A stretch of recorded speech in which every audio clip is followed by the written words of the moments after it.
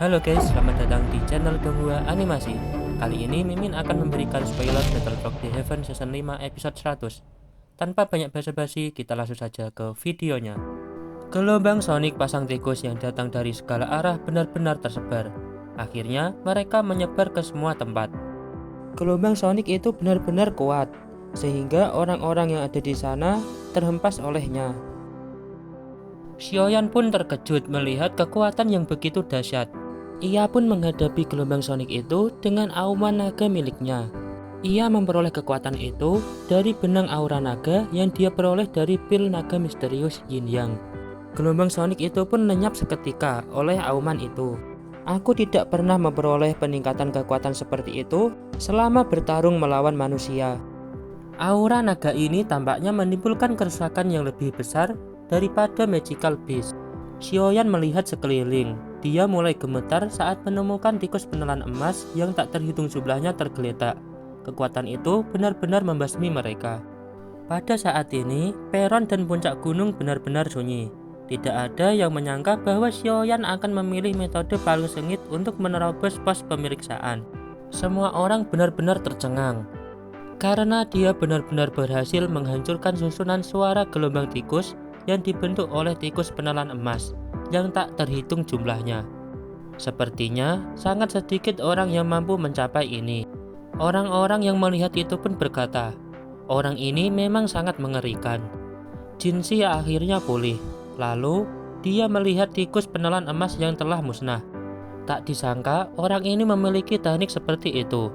Setelah ia melakukan ini, kekuatan susunan suara gelombang tikus pasti akan berkurang. Ini sangat menguntungkan bagi kita. Kemudian Jinxi berkata, tantangan berhasil dilewati. Kalian masih ada waktu 1,5 jam untuk melanjutkannya. Seseorang pun segera berjalan ke depan setelah mendengar kata-kata Jinxi. Setelah itu, dia dengan cepat berjalan ke tangga batu. Di puncak gunung, Xiaoyan mengeluarkan pil obat dari cincin penyimpanannya, menyerahkannya kepada Nalan Yanran. Dan ia bertanya, apakah kamu baik-baik saja? Nalan Yanran pun menerima pil obat. Lalu dia dengan lembut menjawab, saya baik-baik saja, terima kasih. Xiaoyan pun tersenyum. Lalu dia melihat sekeliling. Puncak gunung mata surga ini cukup besar, apalagi dipenuhi lubang. Batu-batu berserakan di atasnya. Namun, dia tidak melihat kolam darah mata surga. Itu mungkin terletak di tempat lain. Setelah itu, ia mengalihkan pandangannya ke Feng King Er dan 3 lainnya. Keempat orang ini juga menatapnya. Tatapan Tang Ying dan Mu King Luan masih baik-baik saja. Namun, tatapan Feng King Er dan Wang Chen agak tidak bersahabat. Tang Ying pun mengucapkan selamat pada Xiaoyan. Xiaoyan tersenyum dan menjawab, terima kasih. Dia tidak memiliki perasaan buruk terhadap Tang Ying. Oleh karena itu, dia cukup sopan padanya. Ia benar-benar mengabaikan Feng King Er dan Wang Chen di sampingnya. Mu King Luan pun tertarik. Lalu ia bertanya, tingkat penguasaan apa yang telah kau capai dari gerakan 3000 petir? Mu King Luan benar-benar menanyakan pertanyaan seperti itu di depan Feng King Er. Wajah Nona Feng pun menjadi lebih dingin setelah mendengar kata-kata ini. Lalu ia berkata, kamu mengambil kesempatan untuk mendapatkan keuntungan dengan lidahmu. Sekarang tidak menunjukkan bahwa kamu memiliki kemampuan apapun. Aku akan menguji dan melihat seberapa jauh kekuatanmu meningkat selama 4 tahun ini. Mu King Luan menjawab, aku lumayan menantikannya. Aku ingin tahu apakah keberuntunganmu waktu itu akan kembali padamu. Nona Feng pun berkata, itu bukanlah sebuah keberuntungan. Xiaoyan pun tercengang saat melihat keduanya bentrok. Kelihatannya keempat pavilion ini bermasalah. Itu mungkin akan menguntungkanku.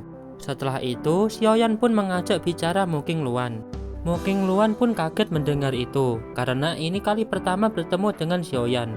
Dia pun menerima ajakan itu, karena dia sedikit tertarik pada Xiaoyan, karena telah mengalahkan beberapa tetua pavilion angin petir utara. Xiaoyan pun memperingatkan Nalan Yanran untuk tidak sembarang bergerak. Setelah itu, dia menghampiri Mu King Luan. Mu King Luan pun berkata, apakah ada masalah? Xiaoyan pun berkata, bolehkah aku bertanya, apakah Feng Zhongxi adalah guru nonamu? Nonamu pun menjawab, "Iya, itu benar. Cukup banyak orang yang tahu tentang ini." Kemudian Xiaoyan pun bertanya, "Apakah Nona tahu akan keberadaan Pak Tua Feng?" Nonamu pun berkata, "Kamu sebenarnya ini siapa? Mengapa kamu mencari guru?" Xiaoyan pun menjawab, "Aku adalah seorang murid dari seorang teman lama. Atas perintah guruku, aku datang untuk mencari Feng." Nonamu pun kaget setelah mendengar ini, lalu berkata, "Seorang murid dari teman lama? Teman lama yang mana?" Xiaoyan pun berkata, "Suatu saat kamu pasti akan tahu itu. Pak Tua Feng memiliki lingkaran sosial yang luas dan banyak teman. Alasan ini jelas tidak cukup. Namun, Muking Luan tidak ingin mempersulitnya." Lalu ia berkata, "Guru suka bepergian. Sulit untuk bertemu dengannya di hari biasa. Namun, jika kamu benar-benar ingin mencarinya, kamu dapat pergi ke Wind Lightning Pavilion 3 bulan dari sekarang." "Apa? Pavilion petir angin?" Xiaoyan pun kaget setelah mendengar itu. Jika ia pergi ke sana, ini sama saja dengan bunuh diri.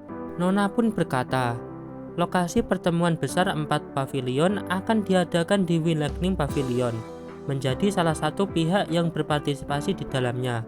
Pavilion bintang jatuhku akan hadir. Saat itu, guru juga akan menuju ke sana." Xiaoyan pun berkata, "Terima kasih atas informasinya, Nona." Muking Luan pun berkata, "Kamu tidak benar-benar berencana menuju ke sana, kan? Tidak hanya Fetian yang akan hadir di pertemuan besar 4 pavilion. Bahkan, 2 kepala pavilion lainnya akan hadir. Selain itu, ada juga kepala pavilion timur, Lai Zunji. Kamu sama saja bunuh diri jika kamu ke sana." Xiaoyan pun menjawab, "Aku tahu batasanku. Jika yang dikatakan Pak Tua Yao itu benar, Pak Tua Feng pasti bisa memberinya bantuan yang cukup besar. Jika ia membantu, kemungkinan menyelamatkan Pak Tua Yao akan jauh lebih tinggi." Nonamu pun berkata, "Jika kamu memang murid dari teman lama guru, dia pasti akan membantumu dan meminta Wind Lightning Pavilion untuk melepaskanmu. Bahkan, Lai Zunji harus mendukungnya." Xiaoyan pun berterima kasih pada Nonamu. Segera, dia mendengar beberapa suara dari peron batu. Dia melihat ada 2 sosok lain yang berhasil menerobos gelombang sonik pasang tikus. Kemudian, Nonamu berkata, "Ayo pergi, waktunya hampir habis." Ia juga mengingatkan Xiaoyan untuk berhati-hati dengan Nona Feng dan Wang Chen. Xiaoyan pun mengiyakan apa yang dikatakan Nonamu. Lalu, mereka melanjutkan perjalanan. Akhirnya Xiaoyan kembali ke platform batu. Hal yang mengejutkan adalah 3 peserta lainnya telah sampai di sini dalam waktu yang singkat. Kemungkinan itu adalah akibat jalan yang dilalui Xiaoyan sebelumnya membuat peserta lain mendapatkan keuntungan. Setelah beberapa saat kemudian, akhirnya 9 peserta telah lengkap. Segera, Jinshi dari klan tikus menelan emas membawa mereka untuk mengikutinya. Xiaoyan dan semua peserta akhirnya telah sampai. Jinshi menunjukkan itu adalah kolam darah mata surga. Namun, sekarang belum waktunya untuk energi pasang berada di puncaknya. Saat mencapai puncak, seluruh energi pegunungan akan terkumpul di gunung berapi ini. Saat itu, genangan darah juga akan meluap. Kalian semua hanya perlu untuk masuk saat itu tiba. Saat melihat kolam darah mata surgawi, semua orang senang dan bahagia. Namun, Jinshi segera memperingati, "Kalian semua harus ingat bahwa bagian dalam kolam darah gunung surga mengandung racun api yang sangat kuat. Oleh karena itu, kalian tidak bisa tinggal di dalamnya terlalu lama.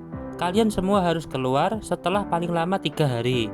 Jika tidak, jika racun api masuk ke tubuh kalian, kemungkinan besar akan sulit untuk dikeluarkan. Bahkan jika guru kalian yang melakukannya. Racun api telah terakumulasi selama bertahun-tahun, yang tak terhitung jumlahnya.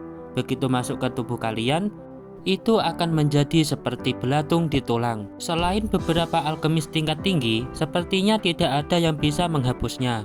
Tentu saja semua orang memahami kata-kata ini. Namun, setelahnya, Jinshi melanjutkan berkata, "Saat ini ada 9 orang dari kalian di sini. Maka dari itu, salah satu dari kalian tidak akan bisa masuk ke kolam darah gunung surgawi. Kalian harus memutuskan siapa yang tidak bisa masuk." Setelah Jinsi mengatakan itu, semuanya terdiam. Mereka tidak tahu siapa salah satu yang akan disingkirkan. Namun, saat Jinsi hendak pergi, dia memanggil Xiaoyan untuk mengikutinya. Xiaoyan pun mengikutinya. Juga, ia mengajak Nalan Yanran untuk ikut dengannya. Setelah sampai ke suatu tempat, Jinsi pun berkata, "Hei bocah, apakah kamu tahu mengapa aku memanggilmu?" Xiaoyan pun menjawab, "Apakah karena luka dalam Pak Tua Jinsi?" Jinsi pun tertawa, karena perkiraannya benar bahwa orang yang ada di depannya bukan alkemis biasa. Kemudian Jinsi berkata, "Kamu bisa berkata bahwa aku menderita luka dalam. Mungkin orang lain akan ragu bagaimana kamu bisa tahu. Perlu diketahui, bahkan beberapa alkemis tingkat atas tidak mencapai level ini. Mungkinkah pemuda di depannya ini yang berusia 20-an berada di tingkat alkemis yang lebih tinggi?" Jinsi terus menanyakan, "Apakah kamu yakin bisa mengobatinya?" Xiaoyan segera meraih lengan Jinsi dan mulai merasakan keadaan tubuh Jinsi dengan persepsi jiwa Xiaoyan yang kuat. Setelah itu, Xiaoyan berkata, "Racun api telah masuk ke dalam tubuh dan meresap ke dalam tulang. Ini adalah pertama kalinya saya melihat racun api yang tertanam dalam. Sangat sulit untuk mengeluarkannya." Apa yang diucapkan Xiaoyan ini sama dengan alkemis tingkat tinggi lainnya yang telah diundang Jinsi untuk mengobatinya. Namun mereka semua tidak mampu untuk melakukannya. Xiaoyan pun melanjutkan pengobatan. Meskipun sulit untuk dikeluarkan, ini tidak mustahil. Jinsi pun terkejut serta bahagia setelah mendengarnya. Lalu Jinsi berkata, "Apakah Tuan Xiaoyan mampu mengeluarkan racun api gunung surga di tubuhku?" Xiaoyan pun tersenyum, namun tetap diam. Dia melihat plafon batu di puncak. Segera, Jinsi dan Jinggu memahami maksud Xiaoyan. Jinsi pun berkata, "Selama kamu dapat mengeluarkan racun api gunung surga di tubuhku, aku akan memberimu kesempatan yang akan menjamin kesuksesanmu untuk maju menjadi Douzong." Segera Xiaoyan pun setuju dengan tawaran Pak Tua Jin ini. Jinsi pun merasa lega setelah mendengar kata-kata Xiaoyan. Dia bertukar pandangan dengan Jinggu di sampingnya. Dia ragu-ragu sejenak sebelum dia perlahan berkata, "Kolam darah gunung surga memang memiliki beberapa efek ajaib untuk membantu seseorang menerobos ke ranah selanjutnya. Namun, kemungkinan hal ini terjadi tidak terlalu besar. Selain itu, ini hanya efektif untuk beberapa ahli yang tetap berada di puncak kelas Dohuang untuk beberapa waktu. Namun, melihat kekuatanmu, kemungkinan kamu baru saja sampai ke Dohuang bintang 9. Oleh karena itu, meskipun kamu memasuki kolam darah gunung surga, kamu tetap kesulitan untuk menerobos ke kelas Douzong." Xiaoyan pun mengangguk. Dia juga merasakan keraguan di dalam hatinya. Dia menghargai kolam darah gunung surga ini. Jika tidak, dia tidak akan mengambil resiko ditangkap oleh Wind Lightning Pavilion untuk pergi ke tempat ini. Lalu dia pun bertanya kepada Pak Tua Jinsi, "Metode apa yang kau rencanakan, Pak Tua?" Puncak gunung berapi mata surga adalah tempat dengan energi murni yang paling kuat. Sayangnya, tempat yang memiliki harta karun yang besar juga merupakan tempat racun api paling berbahaya, dan itu pun berada di dasar kolam, ucap Jinsi. Xiaoyan bertanya, "Mungkinkah racun api gunung surga dalam tubuhmu itu kau peroleh dari tempat itu?" Jinsi pun mengiyakannya. Xiaoyan pun berkata, "Bahkan dengan kekuatanmu, kamu tidak bisa menahan korosi racun api gunung surga. Aku hanya memiliki bintang Dohuang 9. Bagaimana aku bisa menahannya?" Jinsi menjawab, "Orang lain tidak akan pernah berani masuk ke dasar kolam darah gunung surga. Namun, bagimu yang memiliki api surgawi, itu tidak akan terlalu sulit. Meskipun racun api gunung surga memang sangat kuat, itu akan kalah dengan api surgawi milikmu." Xiaoyan pun terkejut mendengar ini. Lalu ia berkata, "Sejak aku memasuki gunung mata surga, aku tidak pernah mengungkapkan api surgawi milikku. Bagaimana Pak Tua Jinsi bisa mengetahui itu?" Jinsi pun menjawab, "Hidung dari suku tikus penelan emas kami sangatlah tajam. Kami juga memiliki kemampuan yang dapat merasakan energi di dalam tubuh seseorang. Ini bukan pertama kalinya aku melihat api surgawi. Maka dari itu, wajar saja jika aku menyadari bau menakutkan dari benda ini." Xiaoyan berkata, "Apakah Pak Tua Jin bermaksud membuatku pergi ke dasar kolam dan memanfaatkan energi di sana untuk menerobos ke kelas Douzong?" Jinsi pun berkata, tempat itu adalah area yang awalnya kami klan tikus penelan emas temukan. Untuk membuka tempat itu, cukup banyak dari kami yang mati. Oleh karena itu, tempat itu dapat dianggap sebagai lokasi rahasia bagi klan tikus penelan emas kami. Bahkan, Feng King Air dan yang lainnya tidak mengetahui tempat itu. Apa yang kamu katakan? Xiaoyan merenung sejenak, lalu ia berkata, "Baiklah, tapi aku akan membantu Pak Tua mengeluarkan racun setelah aku berhasil keluar dari kolam darah Gunung Surga." Kemudian Jinshi berkata, "Bukannya aku tidak mempercayaimu. Namun, tidak ada bukti pada kesepakatan lisan. Aku tidak bisa percaya begitu saja hanya dengan kalimatmu untuk memastikan bahwa kamu benar-benar dapat membantuku mengeluarkan racun api Gunung Surga dari tubuhku." Xiaoyan pun berkata, "Ini adalah Gunung Mata Surga, wilayah kekuasaan dari tikus penelan emas. Dengan hadirnya Pak Tua Jinku dan Jinshi di sini, kamu tidak perlu khawatir tentang aku yang melarikan diri, bukan?" Jinshi pun setuju. Lalu dia berkata, "Kalau begitu, aku akan mempercayaimu sekali. Mudah-mudahan kau bisa menepati janjimu. Jika kamu gagal memenuhi persyaratan transaksi ini, pada saat itu juga kau akan menerima akibatnya." Xiaoyan pun tak keberatan dengan ancaman itu. Meskipun racun api Gunung Surga di tubuh Jinshi serius, itu tidak sepenuhnya mustahil untuk dikeluarkan. Jinshi melambaikan tangannya saat melihat Xiaoyan tidak keberatan. Cahaya emas melintas ke Xiaoyan. Jinshi berkata, "Ada penghalang spesial yang kami tempatkan di dasar kolam darah Gunung Surga. Kamu harus memanfaatkan ini untuk memasukinya." Xiaoyan meraih benda itu. Itu adalah tengkorak tikus berwarna emas. Kemudian Xiaoyan menyimpannya di dalam cincin penyimpanan miliknya. Xiaoyan pun berkata, "Kalau begitu, aku akan berterima kasih kepadamu. Jika aku benar-benar mampu menerobos ke kelas Dozong di tempat ini, kau bisa mengandalkanku untuk mengeluarkan racun api Gunung Surga di tubuhmu." Jinshi berkata, "Ini yang terbaik. Kamu harus kembali dulu.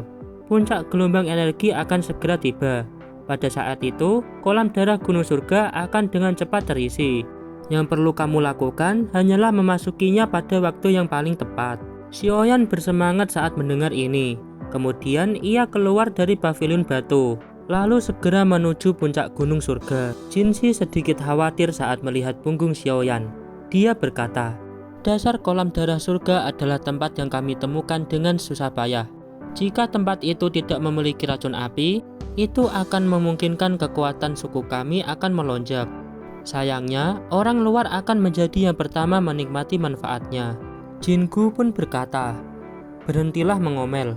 Bahkan dengan kekuatanmu, kau sampai menjadi seperti ini akibat kolam darah itu. Kemungkinan anggota suku lainnya akan mati di tempat itu jika mereka turun. Meskipun ini adalah tempat harta karun, itu juga tempat yang fatal." Jinshi berkata, "Meskipun akhirnya tubuhku menderita racun api surga, aku bisa berkembang dari Dozong bintang 5 menjadi Dozong bintang 7 dalam waktu 10 tahun. Kecepatan ini berkali-kali lebih cepat daripada di tempat lain. Aku masih mendapatkan cukup keuntungan." Jinku berkata, "Jika kamu tidak bertemu dengan Xiaoyan, kemungkinan besar umurmu hanya tinggal 3 tahun lagi.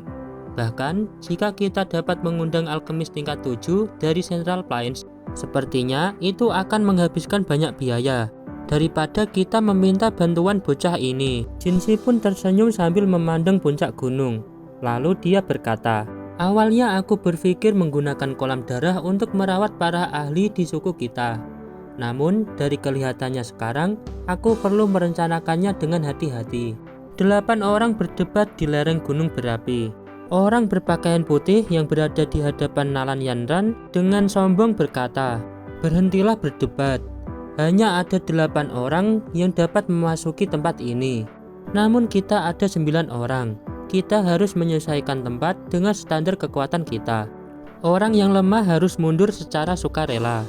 Nalan Yanran pun menyadari bahwa dia yang dimaksud pria itu. Kemudian ia berkata, "Cukup sulit bagiku untuk mencapai tempat ini dengan kekuatanku.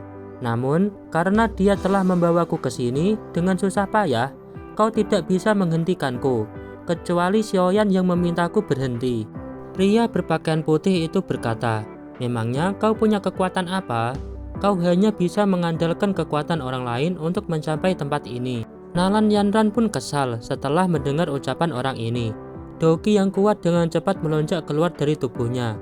Namun sebelum dia bisa menyerang, Xiaoyan pun memegang pundaknya dan menenangkannya. Karena tidak ada jalan keluar dalam masalah ini, akhirnya Xiaoyanlah yang turun tangan untuk menyelesaikannya. Xiaoyan bertanya kepada mereka, apakah ada yang keberatan? Tidak ada satupun dari mereka yang menjawab. Nona Feng diam, tak peduli karena yakin dengan kekuatannya, dan tidak akan ada yang berani mengganggunya. Xiaoyan memilih siapa yang akan disingkirkan. Orang berpakaian putih itu berkata, "Hanya ada 8 tempat sedangkan kita ada 9 orang di sini." Akhirnya, Xiaoyan memilih orang berpakaian putih. Dengan tinjunya, Xiaoyan membuat orang itu terhempas dan memuntahkan darah. Xiaoyan berkata, "Sekarang hanya tersisa 8 orang."